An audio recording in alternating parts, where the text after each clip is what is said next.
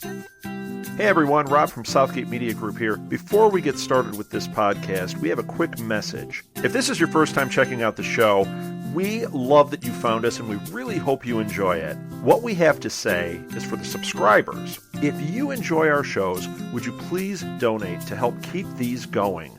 We don't want to have to put traditional ads on these shows, but this does cost money, so we really do rely heavily on donations. To make a donation to the show, please go to our website, www.southgatemediagroup.com. Go to the page for the show, and in the upper right-hand corner is a donate button. It takes you right to PayPal, and you can donate whatever amount you want. Thanks a lot for listening, everybody. And now, on with the show.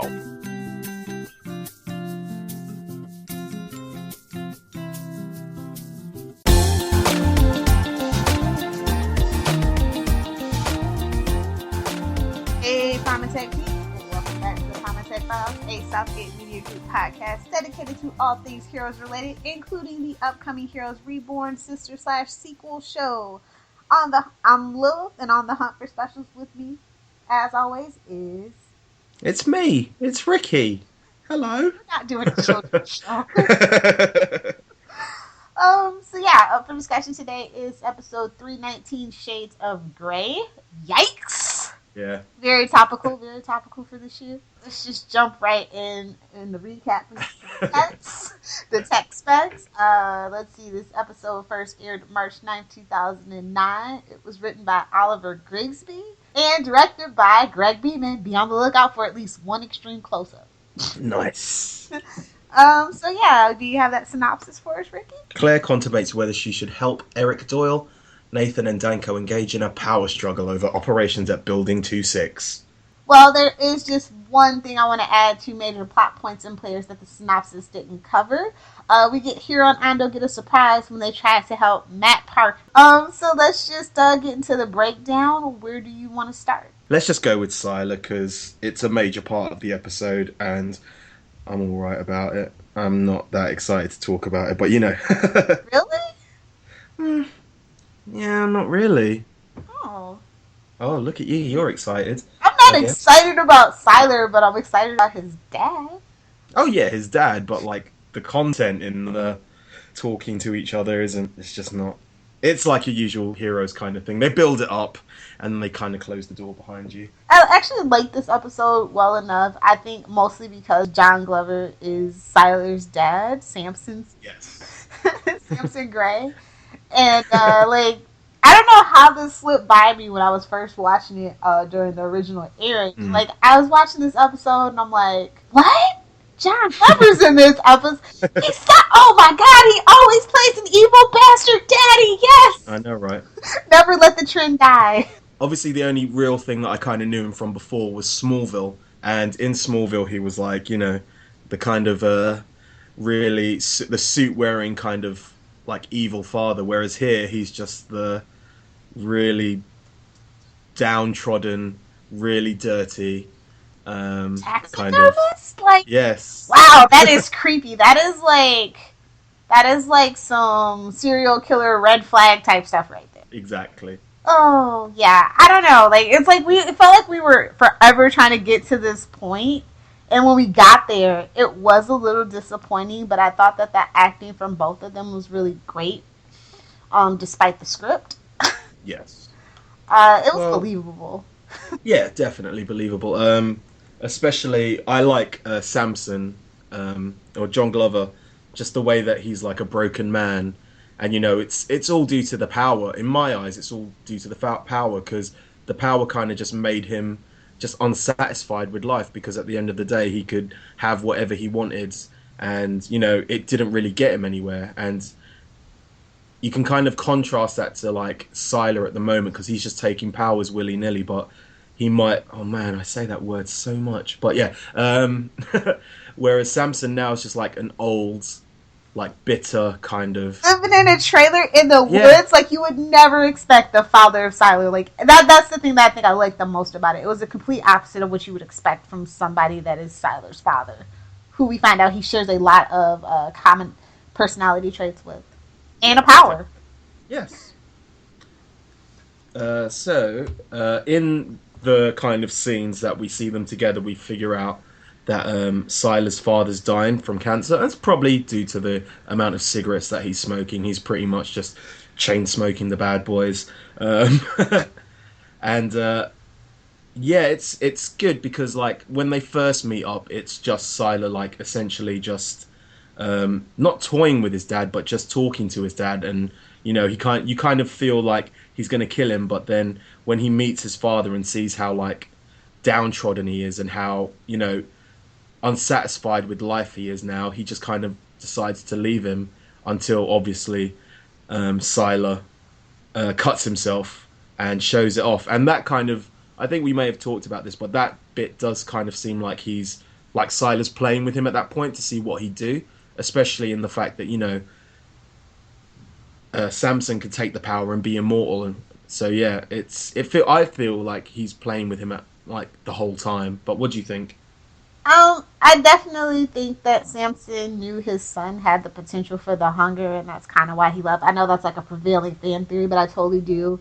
And what I find the most curious, I think, about is their exchange is that he says he once had many abilities, but he has forgotten most of them. So it's like, Yeah. and the company did know who his father was. So it's like, did he have interaction with the company and the Haitian made him forget? Yes, maybe. I'd never even thought about that. That's a really good theory. And like they made him like almost like he was on the run and he needed the cash, and that's why he sold him to his brother and his sister, and his wife. Or maybe even like he was desperate and he not sold it to the company, but basically said, look, if you give me a certain amount of money, I don't mind if you take all my powers away. Just leave me with a couple.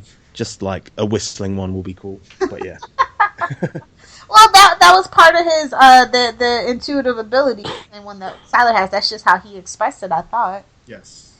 Which, I mean, I guess you really, when you, at that point, it's kind of like Peter when his power got taken away, even though it's kind of different, it's expressed differently, it's still basically the same. You can't really take it away, I guess. What are you talking about? Sorry. Like when Peter lost his powers, like, yes, he can absorb all the powers, but he can still absorb one power at a time. Okay. So, like, even though when he injected himself with the synthetic ability, you were expecting all of them to be able to do the same, but just one at a time. So maybe it's something like that. I don't know. It's just really interesting, and they were both just so cold-blooded, and I just loved it. Yeah, I wouldn't say loved it. I tolerated it, because I don't really mind Sila. Like, I like the kind of ending of it, and like Sila's essentially just saying, well, I don't need to kill you. You're gonna die a lonely, painful death. So I'll just leave you, and I'll leave you with the knowledge that I could have saved you, but I chose not to. The creepy thing, though, right? The taxidermy where he's like, hold that rabbit still. Yeah. And then I guess the coup d'etat at the end of this episode is at the end of it. It's Siler waiting on Danko in his apartment. And he leaves the like stuffed rabbit. Yeah. I'm like, oh yes, Siler and Danko. I cannot wait for this. It's like the immovable object meets an unstoppable force. What is gonna happen? Yeah, and that's pretty much for Siler. Yeah, pretty much all. Let us talk about. Well, I guess we can go with the kind of building 2-6 kind of thing, which is what Matt, Nathan, Tracy, and Danko like, that whole kind of thing. So, yeah. So we'll start off with where it ended, and I'd kind of talked about this before. The whole, painting the future is kind of what was Matt's downfall in this episode, and you were saying how you didn't like the fact that it's always that kind of not world altering, but there's something big that's going to happen. And I like the kind of red herring that they pulled off him, where it was pretty much sorted within about 5 minutes of it. Yeah, I really quite like that. I did. Yeah, it was just like, oh, really? Okay. No, I thought it was quite good because obviously it was twofold. It kind of pushed Danko more into the evil role and pushed him more as the big bad of the season, as opposed to Nathan, who's the kind of little bad. And it also, it gave a red herring. It gave a total misdirect because you thought, well, obviously you knew Parkman wasn't gonna die because that's not something that they do in Heroes. They've had many chances to kill off Parkman, and they haven't. Exactly. I don't know. Yeah, it definitely was twofold, but it was just like Nathan like comes into the rescue. Like, shut up, Nathan. At this point, But it also brings in like the Danko.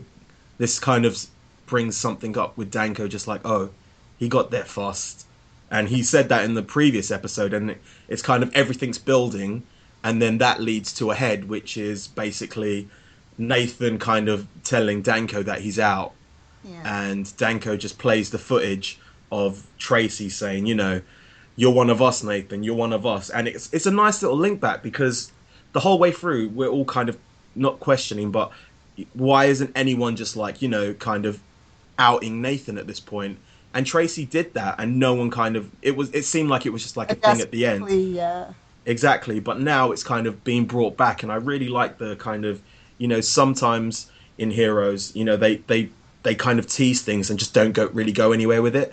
And this kind of it's a nice little link that they kind of paid off, no matter how small it was. Yeah. And how, My favorite thing about this, though, is that, okay, so Danko asks Noah about this whole situation. And he's like, why don't you go confront Angela about that? And then Noah, like, says that Angela, you know, might have, you know, Danko in her sights as well. And then so they'll meet at this restaurant. And he asked her about ability heredity, and she's like, yeah, you know, Nathan's brother and daughters, and, you know, you all have powers. And she doesn't kind of answer him.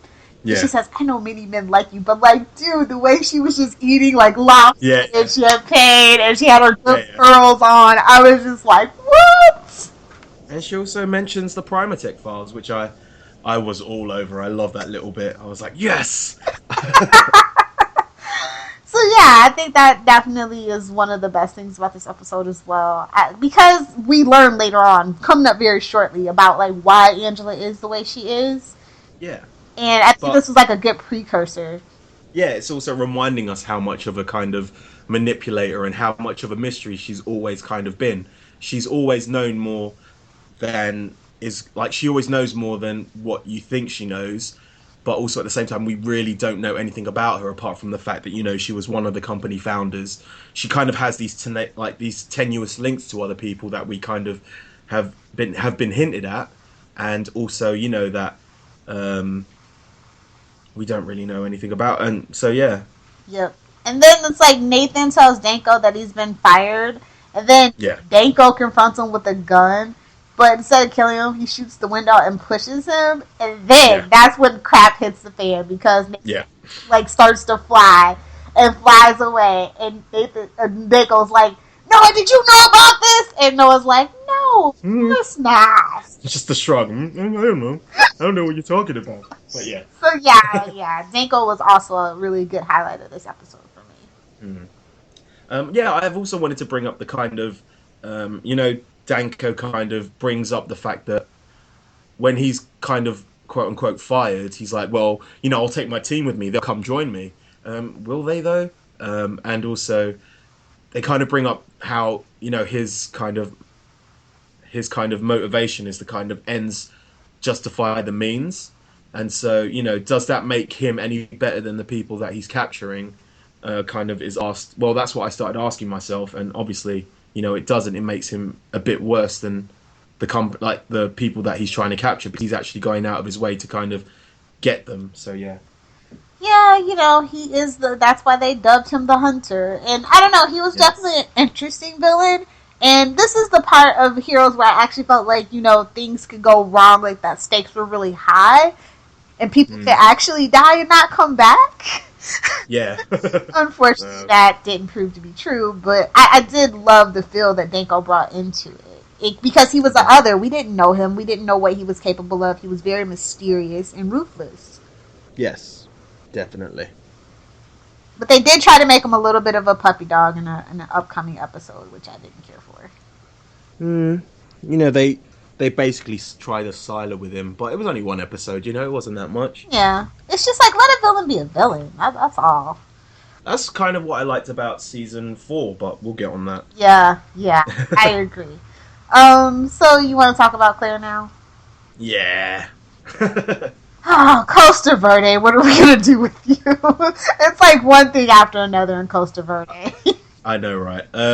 It starts off well. It ends. It starts off with where we ended, and Doyle is basically saying, "Claire, can you give me some help?" And straight away he just comes up with, "Wait, 1 minute. If there's agents outside your house, how comes they're not taking you?"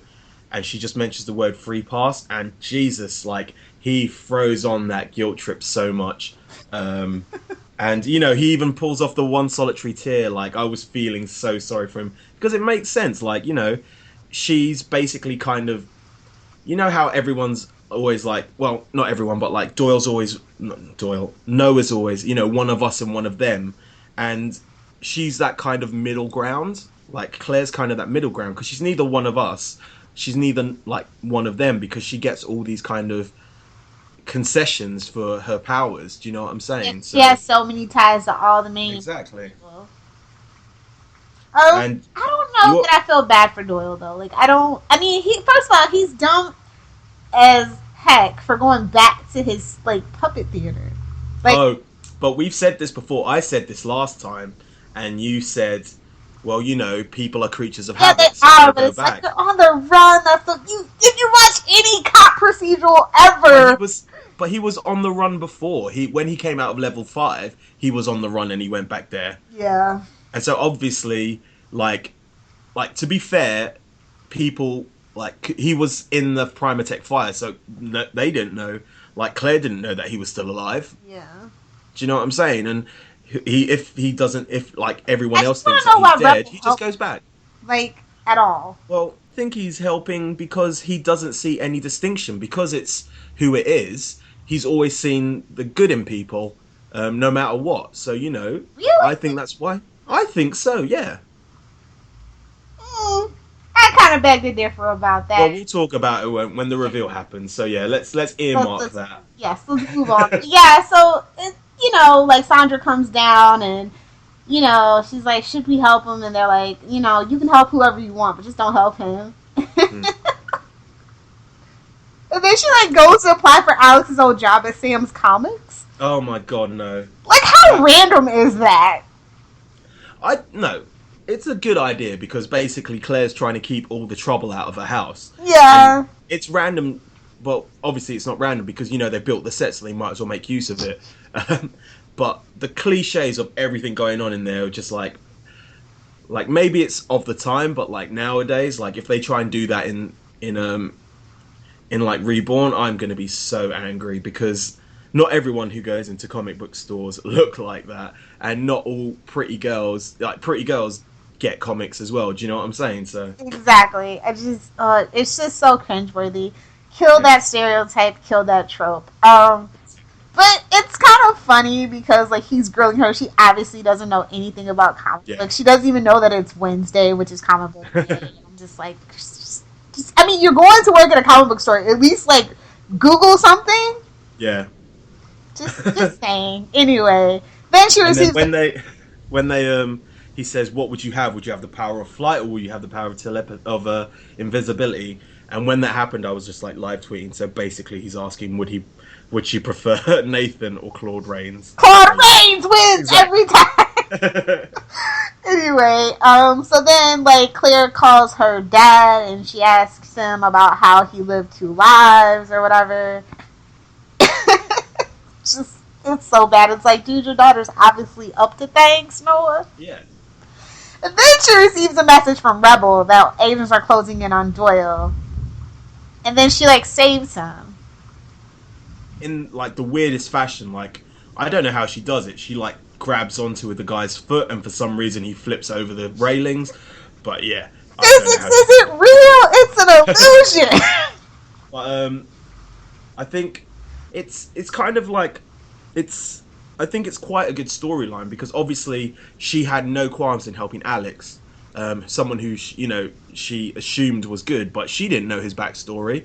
And obviously, do you think they're trying to tell us like you can't judge a book by its cover? Maybe because Alex was quote unquote more attractive than Doyle and that whole thing. Maybe. No. I'm just saying, like she went into this like just going straight into helping. Alex without any questions because Rebel told her, And it's not like Rebel's testing her, but at the same time, how can she go from helping one person so easily to kind of... Well, they do have history, and maybe They Rebel do didn't have- know that. I suppose, yeah. But it seems like Doyle's trying to make a change, especially if you've read the comic beforehand. But it's also like he's desperate at this point. Like he wants to, he wants to escape, and obviously it's something difficult for him to go to the one person who he shouldn't be going to for help, and he does. And I basically, at the end of the day, Claire is stuck in between a rock and a hard place. Like, is she going to help him or is she not? And she even says that, and I think it would have been a perfect time to bring Sangog back because, that's what he does. He's there to tell them the answers. Now that's the way they should have had in Heroes Reborn. Just a video game, even, for goodness sakes. Mm. Yeah, but I like that she says that she's not doing this for him. She's doing it for herself. Yeah. So that is something. Claire does need to grow up and learn how to make hard choices and everything. So. And then at the end, it kind of is still up in the air as to whether or not he's actually changed his ways. And it kind of seems like he does. We get that answer. Yeah. Eventually. Yeah, eventually, but yeah.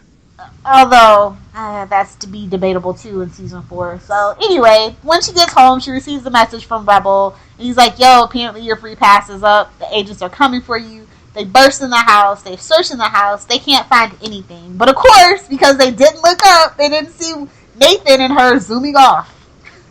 Exactly. I just groaned. I remember being so utterly disgusted when he showed up at her window. Just anybody but Nathan. No. I was. I'm not gonna lie. At that point, I was so sick of Nathan. He was everything. He was getting his comeuppance. Okay. Fair enough. And I think that's all that happened, right? Yeah. Wow. Again. Well, they're not trying to shove everybody into the episode either, and I like that. I have Exactly. Yeah, it's not all of them. It's they're kind of going back to a kind of a smaller kind of group of them, and that's kind of what people do now. Like, when they've got massive groups of people, they kind of split them. Like, it seems like they've gone back to kind of just telling sections of stories. So, like, whereas before it would be like the Las Vegas kind of section and everything that goes on in there, then the next week it'll be the New York. I kind of like that kind of storytelling. It makes it a lot more cleaner and easier to talk about. So, yes. Yeah, definitely a lot easier to talk about. Yes. So, let's get into the review. Favorite character? I think I'm going to go with... Oh, wait! Word. We didn't talk about Matt and Hiro and Ando. What happened with them? Oh, yeah, I guess. Yeah. Hiro and Ando arrive at Los Angeles, address that was sent to them by Rebel, looking for Matt Parkman. A teenage girl storms out of the house. Like, she doesn't like this baby. And then Hiro and Ando, like, she assumes there are her replacements. And I'm like, 2 Asian guys, you are not right at all. And then, to their surprise, the Matt Parkman Rebel has sent them to protect is a baby. And the baby has a power! We don't find that out here, though. I don't think. Kind of, sort of, we do. Oh, maybe. Okay. So yeah, that's literally all that happened. Now we can get into the review. Okay. Review. What's your favorite character? Yeah, I got there first. I'm gonna go with shockingly Siler. I enjoyed his section of the episode the most. His interactions with his dad are also my favorite. Yeah, I think I'm going to go with Claire. She's not as annoying in this episode. She's got really good in that. Like let's be honest, like Siler. Actually, most of the characters are bearable nowadays because of the new kind of storytelling that they're doing. So you kind of less is more. And I think she was really good in this episode. She played that whole kind of whether or not she was going to help him out very good. And, at the end of the day, she's a hero, so she's going to help him. So, yeah. Just because you're a hero doesn't mean you have to be stupid. And I think that's something that heroes never really learned, honestly. I feel like a lot of the heroes' actions are stupid in a lot of ways. Oh, no, come on. One of the dumbest of heroes, Peter, he learned eventually. He did. He learned not to hug people. That's like the only thing he learned. So how about character interactions? Definitely Siler and his dad, but I also kind of like the Matt and Nathan interaction, because like he used Matt to his benefit to make him look like a hero, himself like a hero, right? Well, that's what he does. Exactly. I did want to bring up like it's a little nitpicky point, but like the media was like saying it seems like Nathan knows this terrorist, and the whole time I'm thinking, well, didn't the media cover that time when he was going to reveal specials and who was in the background? Matt Parkman. He's kind of hard I to. guess they don't have Google in the heroes universe. I guess, yeah. Oh yeah, it's Bing probably. Oh. Well, that explains it then, doesn't it? I think I'm going to go with. I'm going to go with most of the Doyle and Claire stuff. I started to feel a bit sorry for him. I kind of started to believe him. I felt kind of like Claire, not kind of like Claire. I would have helped him, but obviously, you know, they have more kind of history. But you know, when he turns up and he kind of puts on the waterworks, I kind of believe him. So yeah. Oh, Ricky, it's because you're one of them. Okay. What have we got next? Best scene. I think I'm going to go for the part where like you realise that Silas kind of playing possum, and then just like basically just walks out and saying, you know, you're going to die alone, and then just leaves. But I really like that whole playing possum thing. It's very HRG like, but yeah. Oh my god, I just realized something. Almost every single character gets over their daddy issues. Oh yeah. Yeah. Except for Clay. Yeah. And maybe when Heroes Reborn comes out, we learned that they actually did reconcile and she got over both her daddy issues. Yeah, I doubt it. I mean, it seems like we might even have an ebook about her, so I don't know. Maybe. Oh, we do, yeah. My favorite scene, hands down, is Angela and Danko. And then my favorite moment is Angela's socks, which, let me just say, like, that whole mystery gets answered, like, for no reason, by the way. Oh, yeah, definitely. Yeah. It would just seem like it was something kind of throwaway. She's an old rich nigga that likes to shoplift. And then, like, no, there's an actual reason. So, in the rewatches, I always giggle when socks get mentioned, so. Yeah. So, next up, lines. Do you have any favorite lines? Danko to Tracy. I want to know everything about Nathan Petrelli. Tracy, he was lousy in bed. And I was like, damn! I know, right? That's cold.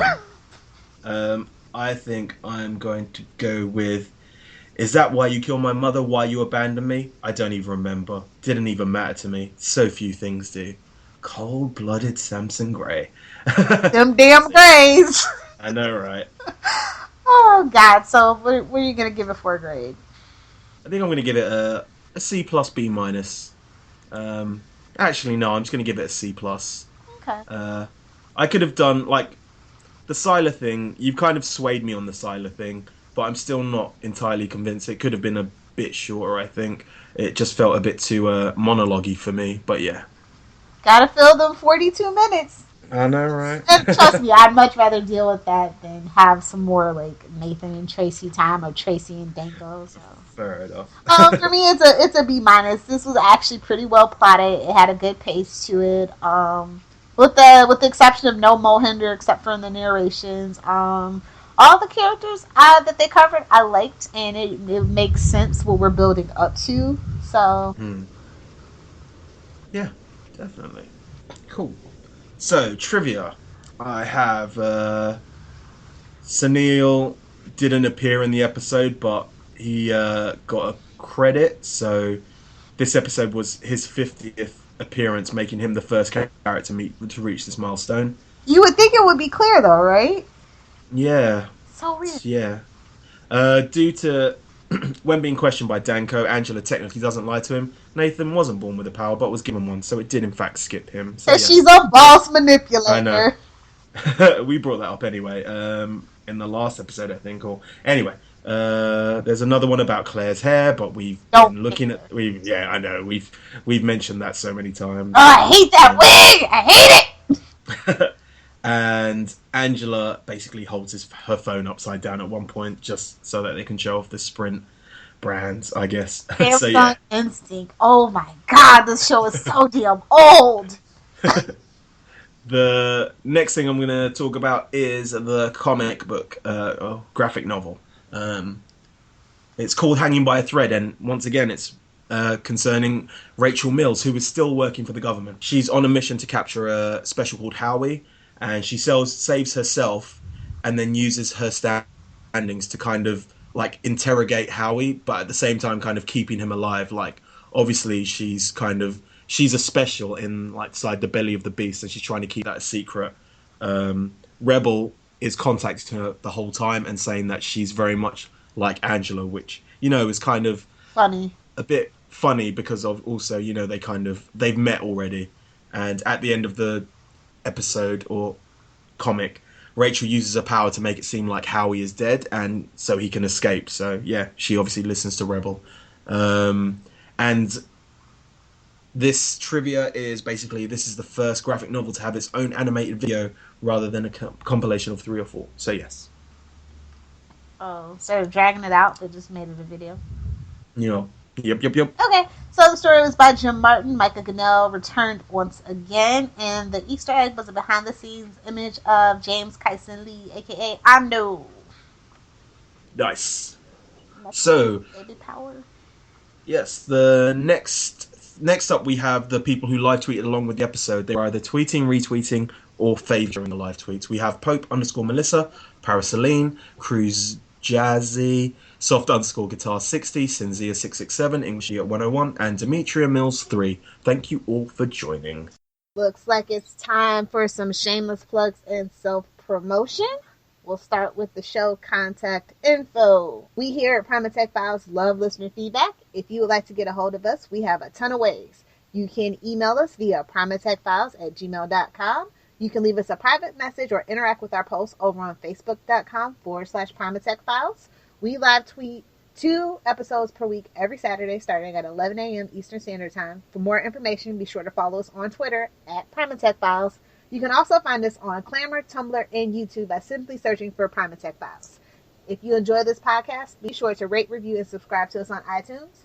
What's that? You don't have an iTunes account? That's okay. We're on a lot of podcatcher services such as Stitcher and SoundCloud. All you have to do is search for, you guessed it, Primatech Files. We're also on Libsyn, and if you want to follow our RSS feed there, all you have to do is go to primatechfiles.libsyn.com and bookmark the site to stay up to date with this podcast. Libsyn is spelled Libsyn, just in case you were wondering. We look forward to interacting with you.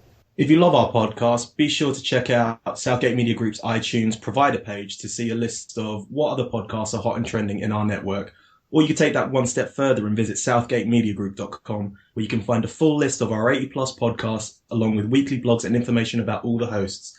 With so many podcasts that cover everything from anime to wrestling, there's sure to be tons of podcasts that could interest you. Hey guys, you should know by now that you can find me on Twitter at Lilith Hellfire. If you have a Tumblr, be sure to check out it's lilithhellfire.tumblr.com. And of course, be sure to swing by my blog if you are a pop culture junkie or comic book geek at littlepopculturevulture.blogspot.com. I also host several other podcasts on the Southgate Media Group network. Some of them are The Flashpoint, Queen Consolidated, and Channel 52. So if you are into, obviously, DC comic book related stuff, be sure to check it out. You can find my writings at tvbinges.com. It's a place for all your binge watching needs, and you can also create your own TV binge and we'll help promote it. We do a monthly binge watch, which you're more than welcome to join in. Just go to their Twitter at tvbinges just to find out more information. You can find me on Twitter at RickyJDS. That's RICKYJDIAZ, or Z if you're American. It's the wrap up, so I'm going to give you the spiel. Thanks for joining us on this edition of Primatech Files. We hope you enjoyed our discussion of 319 Shades of Grey. Sorry if you were misled about the title, if this is your first time watching Heroes. So the conversations are getting better, yeah guys, right? Yes. Hopefully. Please remember to send in some emails. I'm going to let Ricky take us out of here. Download the podcast, save the world.